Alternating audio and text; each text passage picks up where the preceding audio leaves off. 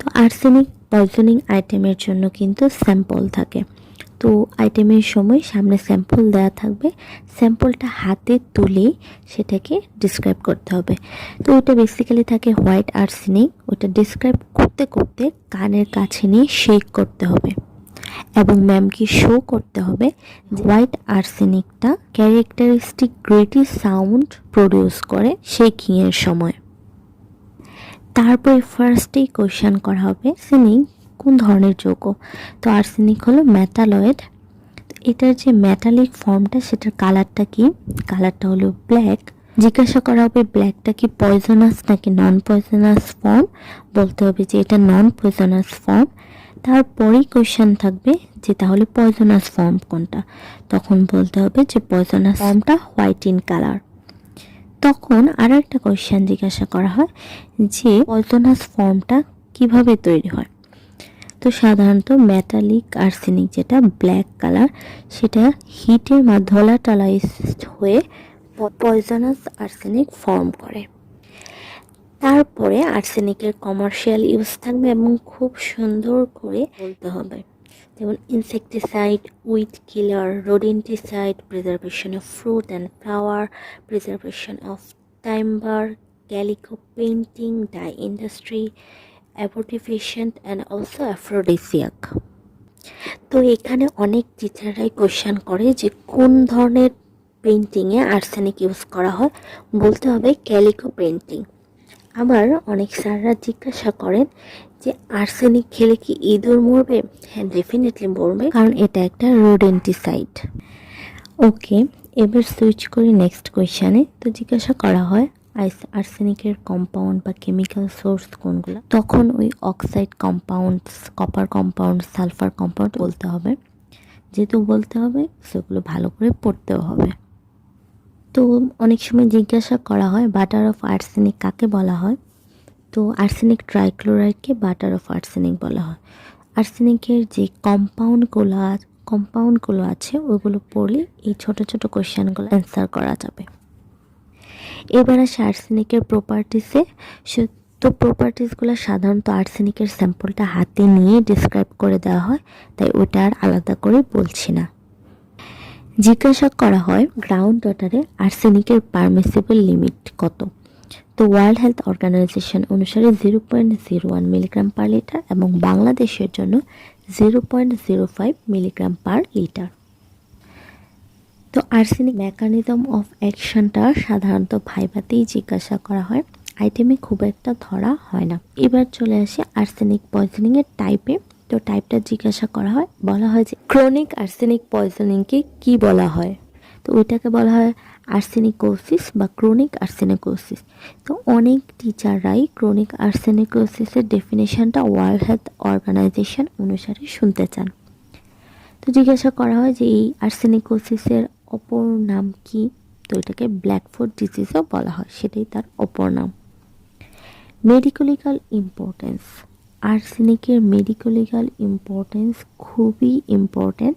তো সেটার জন্য ফার্স্টে বলতে হবে আইডিয়াল হোমিসাইডাল পয়জন। তারপর বাকিগুলো বইয়ের মতো করে বলে দিলেই হবে। আর্সেনিকের ফ্যাটাল ডোজ এবং ফ্যাটাল পিরিয়ড মাস্ট জিজ্ঞাসা করা হবে। তো আর্সেনিককে কেন আইডিয়াল হোমিসাইডাল পয়জন বলা হয় সেটার অ্যাডভান্টেজগুলো সবগুলো বলতে হবে, একটাও মিস করা যাবে না। তারপর আর্সেনিককে আইডিয়াল হোমিসাইডাল পয়জন বলা হয় সেটার ডিসঅ্যাডভান্টেজগুলোও জিজ্ঞাসা করা হয়। তো ডিসঅ্যাডভান্টেজগুলোও পড়তে হবে। তো এখান থেকে স্পেশাল একটা কোয়েশ্চেন জিজ্ঞাসা করা হয় যে সয়েল থেকে কিভাবে বোঝা যাবে যে ডেড বডিটা আর্সেনিক পয়জনিংয়ের সাথে রিলেটেড।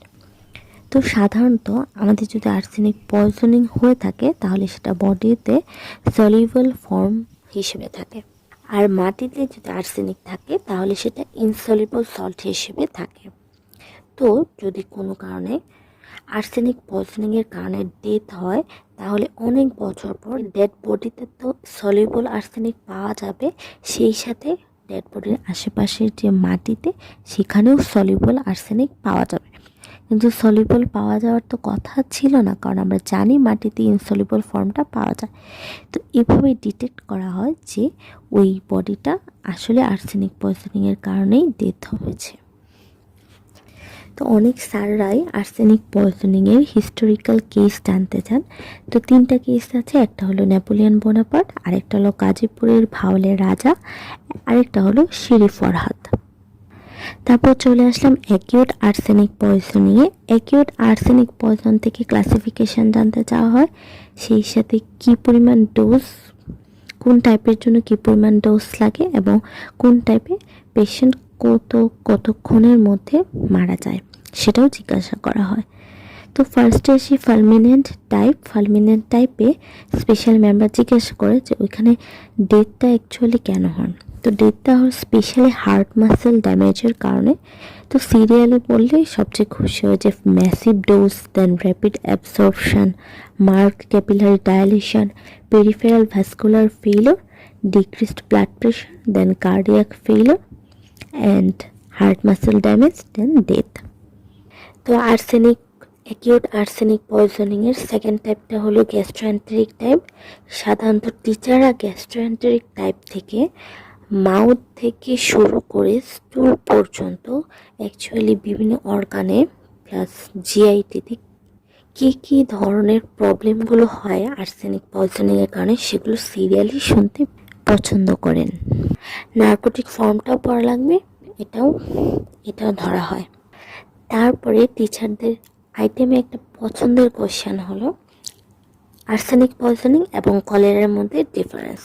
তো অনেকে পুরাটা ডিফারেন্স জানতে চান, আবার অনেকে বলেন সেটা দিয়ে তুমি আইডেন্টিফাই করতে পারবে কোনটা কলেরার পেশেন্ট আর কোনটা আর্সেনিক পেশেন্ট। সেটার জন্য আমরা বলবো যে স্টুল এক্সামিন করে আমি বলতে পারবো, কারণ স্টুলে বা এক্সক্রিটাতে যদি ভিব্রিও কলেরা প্রেজেন্ট থাকে তাহলে বুঝতে পারবো যে সেটা কলেরা পেশেন্ট, আর যদি আর্সেনিক প্রেজেন্ট থাকে তাহলে বুঝবো যে আর্সেনিক পয়জনিংয়ের পেশেন্ট। তারপরে সে ট্রিটমেন্ট খুব ভালো করে পড়তে হবে, কারণ ট্রিটমেন্টটা ধরা হয়, সেই সাথে আলাদা করে জিজ্ঞাসা করা হতে পারে কি অ্যান্টিডোট দেওয়া হয়, প্লাস হলো কী ধরনের ফুড দেওয়া হয়। তখন পোস্টমর্টেম ফাইন্ডিংস, তো পোস্টমর্টেম ফাইন্ডিংস অনেক সময় অনেক টিচাররা সবটা ধরেন, আবার অনেক স্যার ম্যামরা জিজ্ঞাসা করতে পছন্দ করেন শুধুমাত্র একটা ইন্টারনাল ফাইন্ডিংস, যেটা দেখে তুমি আইডেন্টিফাই করতে পারবে যে ওইটা আর্সেনিক পয়জনিংয়ের কারণেই ডেথ হয়েছে। তো সেই ক্ষেত্রে আমাদের বলতে হবে স্টোমাকের রেড ভেলভেটি অ্যাপিয়ারেন্স এবং স্মল ইন্টেস্টাইনের পেল ভায়োলেট অ্যাপিয়ারেন্স, এটা দেখে আমি বুঝতে পারবো যে এটা আর্সেনিক পয়জনিংয়ের কারণে ডেথ হয়েছে, আর স্পেশালি অ্যাকিউট আর্সেনিক পয়জনিংয়ের কারণে ডেথ হয়েছে। ক্রনিক আর্সেনিক পয়জনিং থেকে টাইমিংটা জানতে চাওয়া হয়, প্লাস হলো সাইন সিমটমস। তবে সাইন সিমটমসের মধ্যে যারা ফার্স্টে স্কিন চেঞ্জেসটা খুব সুন্দর করে শুনতে চান, তারপর বাকিগুলো অনেকে শুনতে চান আবার অনেকে শুনতে চান না, সো এটা সবটাই পড়তে হবে। নেক্সট লাগবে ক্রনিক আর্সেনিক পয়জনিংয়ের ট্রিটমেন্ট। যেহেতু ক্রনিক আর্সেনিক পয়জনিংটা নলকূপের পানের কারণে হয়ে থাকে, সেই কারণে টিচাররা ফার্স্টেই শুনতে পছন্দ করে removal from the source of exposure. তো এই তো ছিল আর্সেনিক পয়জনিং, আশা করি তোমাদের জন্য খুবই হেল্পফুল হবে। যদি ভিডিওটি ভালো লেগে থাকে তাহলে আমাদের চ্যানেলটিকে সাবস্ক্রাইব করতে পারো আর বেল আইকনটি অন করে রাখতে পারো, যাতে আমাদের চ্যানেলের আপডেটগুলো পৌঁছে যায় তোমাদের নোটিফিকেশন বারে। আল্লাহ হাফিজ।